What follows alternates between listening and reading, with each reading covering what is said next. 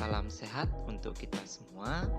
Kali ini kita akan melanjutkan materi pembangunan ekonomi. Adapun yang akan kita bahas pada kali ini, yang pertama, indikator keberhasilan pembangunan ekonomi. Yang kedua, faktor-faktor yang mempengaruhi pembangunan ekonomi. Yang ketiga, masalah pembangunan ekonomi di negara berkembang. Dan yang keempat, kebijakan dan strategi pembangunan ekonomi. Tujuan pembelajaran materi ini, yang pertama, setelah mempelajari materi ini, peserta didik dapat menyebutkan indikator keberhasilan pembangunan ekonomi dengan benar. Yang kedua, setelah mempelajari materi ini, peserta didik dapat menjelaskan faktor-faktor yang mempengaruhi pembangunan ekonomi dengan benar. Yang ketiga, setelah mempelajari materi ini, peserta didik dapat mengidentifikasi masalah pembangunan ekonomi di negara berkembang dengan benar. Yang keempat, setelah mempelajari materi ini, peserta didik dapat menjelaskan kebijakan dan strategi pembangunan ekonomi dengan benar. Yang pertama, indikator keberhasilan pembangunan ekonomi. Indikator pembangunan ekonomi bisa berbeda-beda untuk setiap negara. Di negara-negara yang masih miskin, ukuran kemajuannya dilihat dari pemenuhan kebutuhan dasar. Namun, di negara-negara yang sudah memenuhi kebutuhan dasarnya, bergeser ke faktor-faktor pemenuhan kebutuhan sekunder dan tersiernya. Dari lembaga internasional, indikator pembangunan ekonomi yaitu yang pertama, pendapatan per kapita. Pendapatan per kapita adalah salah satu indikator untuk mengukur pertumbuhan dan pembangunan ekonomi, baik dengan ukuran GNP atau GDP. Seperti pada materi sebelumnya, pendapatan per kapita dapat dihitung atau diukur dengan tujuan untuk mengetahui tingkat kesejahteraan masyarakat di suatu negara. Indikator yang kedua, struktur perekonomian. Nah, seperti yang kita pelajari pada materi sebelumnya, yaitu teori pertumbuhan ekonomi, menyebutkan mengenai tahapan-tahapan berdasarkan berbagai pendapat ahli. Nah, seluruh tahapan-tahapan tersebut mengacu pada perubahan struktur ekonomi dari masa ke masa. Perkembangan ini dibuktikan dari perubahan sektor pertanian ke sektor industri dengan berbagai perbaikan tingkat upah sehingga meningkatkan produktivitas dan output produksi di masyarakat. Indikator yang ketiga yaitu urbanisasi. Urbanisasi merupakan fenomena yang bisa terjadi di setiap negara, khususnya di negara berkembang yang memiliki proporsi penduduk tinggal di pedesaan dengan sektor pertanian yang lebih besar. Nah, selain itu, proses industrialisasi di kota yang berlangsung begitu cepat dibandingkan pedesaan menyebabkan timbulnya sebuah urbanisasi. Hal ini bukan tanpa alasan. Pasalnya, kota menarik banyak penduduk desa untuk pindah dengan segala kegiatan ekonomi yang ada di kota. Nah, fenomena urbanisasi ini digunakan sebagai salah satu indikator pembangunan ekonomi. Yang keempat, jumlah tabungan atau angka tabungan. Tabungan masyarakat merupakan modal penting dalam perekonomian. Adanya perubahan struktur ekonomi dari pertanian ke industri dapat menyebabkan kenaikan jumlah modal dan investasi. Modal dan investasi ini akan mengakibatkan kenaikan produktivitas dan output hasil produksi. Selain itu, dapat juga meningkatkan tabungan masyarakat di sektor perbankan. Yang kelima, ada indeks kualitas hidup.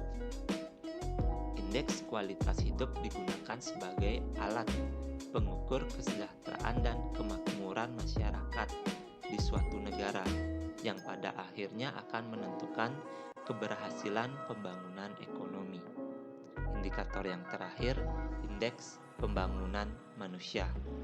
Nah, indeks pembangunan manusia digunakan untuk mengukur keberhasilan dalam upaya pembangunan kualitas hidup manusia. Nah, indeks pembangunan manusia dibentuk oleh 3 dimensi dasar. Yang pertama, dilihat dari umurnya panjang dan hidupnya sehat. Yang kedua, pengetahuan yang mumpuni. Dan yang terakhir, standar hidup layak.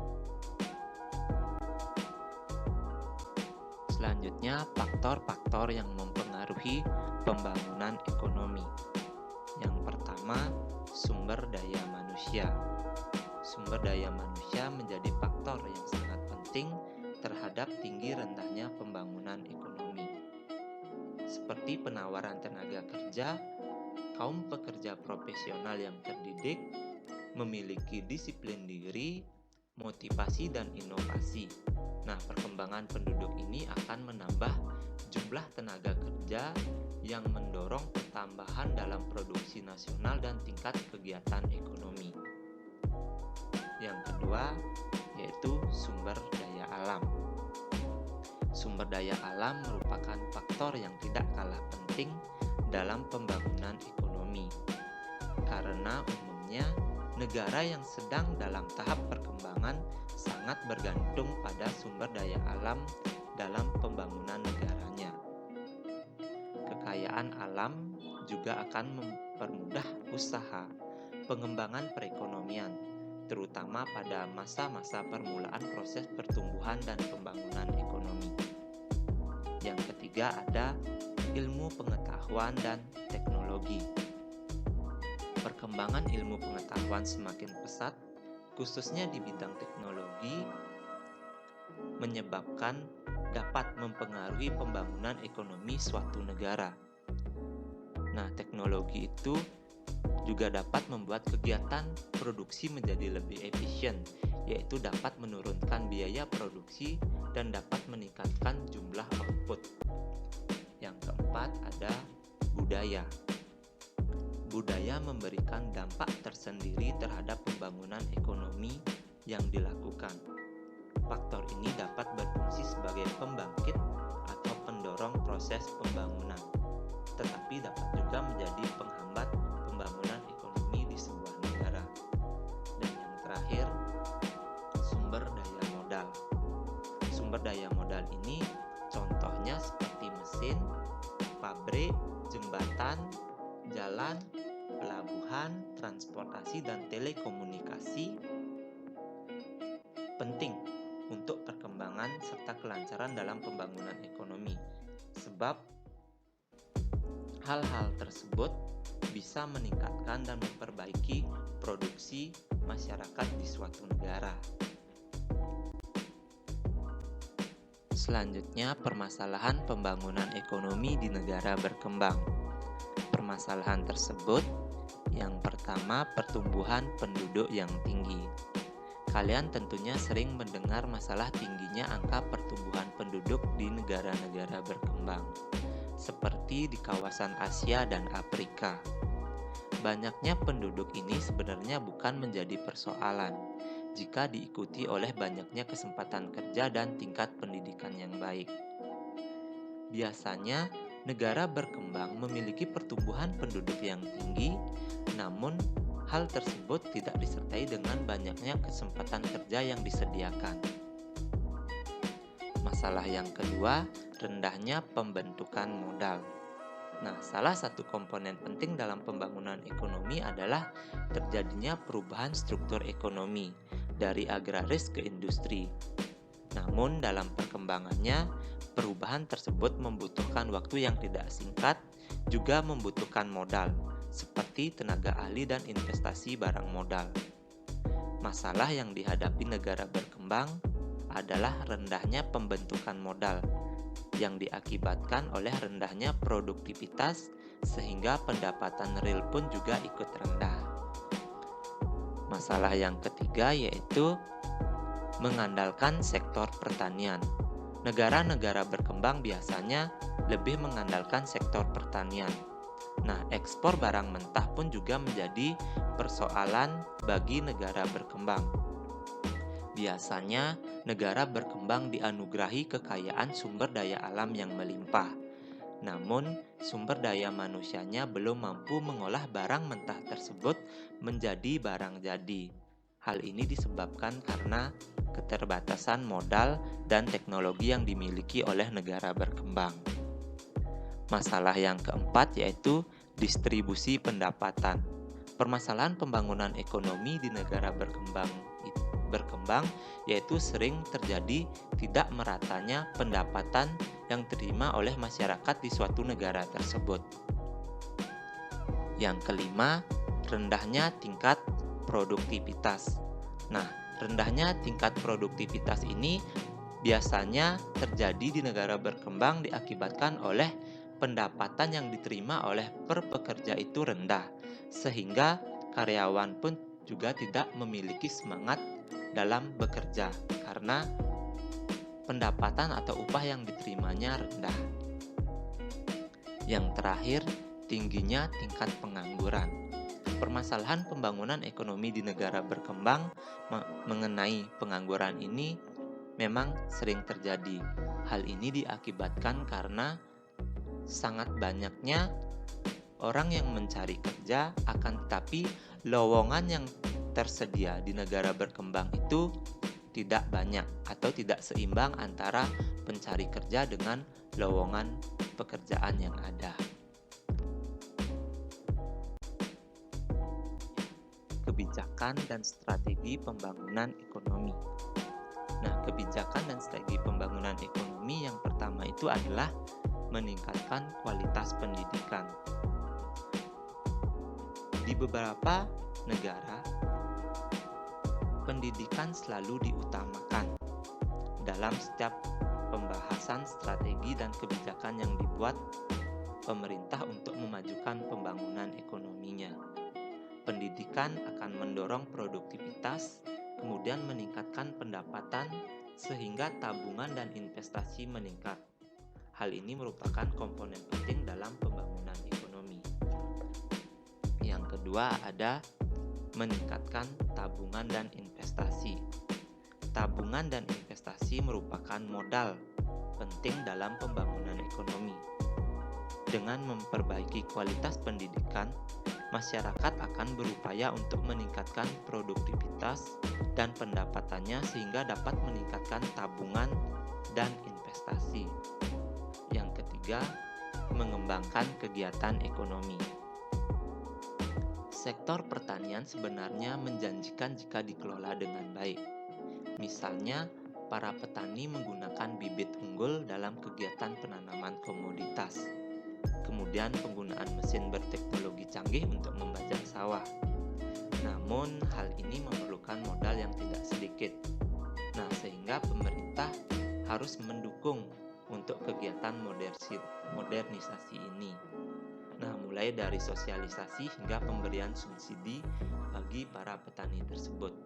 Nah, kegiatan ini akan berdampak luas, terutama jika para pelaku ekonomi sudah siap memasuki perubahan struktur ekonomi ke industri seperti industri makanan, otomotif, dan manufaktur. Kebijakan dan strategi pembangunan ekonomi yang keempat yaitu membuat dan melaksanakan perencanaan pembangunan ekonomi. Nah, pentingnya sebuah negara mendorong pemerintah untuk membuat strategi dan kebijakan dalam melaksanakan dan mencapai sasaran pembangunan ekonomi. Setiap negara pasti memiliki rumusan perencanaan, seperti sistem perencanaan pembangunan nasional yang ada di Indonesia. Nah, tujuannya tentu untuk mencapai sasaran pembangunan ekonomi. Nah, yang terakhir, menyediakan sarana dan prasarana yang menunjang pembangunan ekonomi. Nah, jika pembangunan ekonomi ingin terlaksana, diperlukan sarana dan prasarana yang mendukung, yang baik untuk menunjang semua kegiatan ekonomi, terutama bagi penyedia fasilitas publik, mulai dari fasilitas pendidikan seperti sekolah dan kampus, kesehatan seperti puskesmas dan rumah sakit, jalan raya, jaringan komunikasi, aliran listrik, dan transportasi umum. Nah, semua sarana prasarana itu juga akan mendukung berjalan lancar pembangunan ekonomi di sebuah negara. Selanjutnya, dampak pembangunan ekonomi. Dampak pembangunan ekonomi di sebuah negara itu memiliki dampak positif dan dampak negatif. Yang pertama, dampak positifnya. Dampak positif pembangunan ekonomi yang pertama, kegiatan perekonomian akan berjalan lebih lancar dan mampu mempercepat proses pertumbuhan ekonomi. Yang kedua, terciptanya lapangan kerja yang dibutuhkan oleh masyarakat.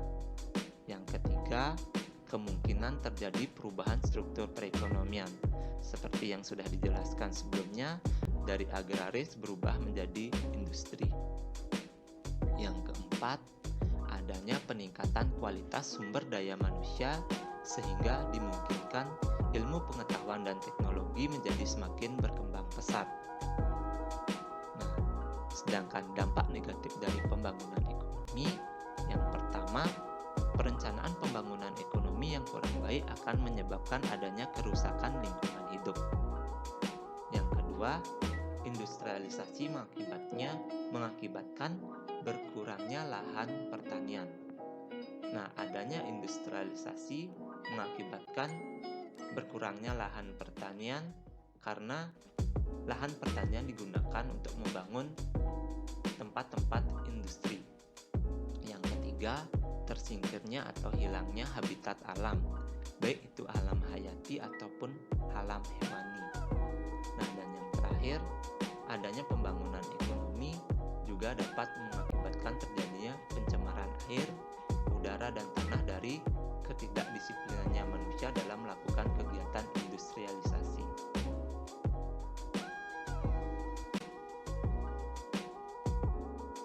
Sekian pembelajaran kita hari ini. Salam sehat untuk kita semua.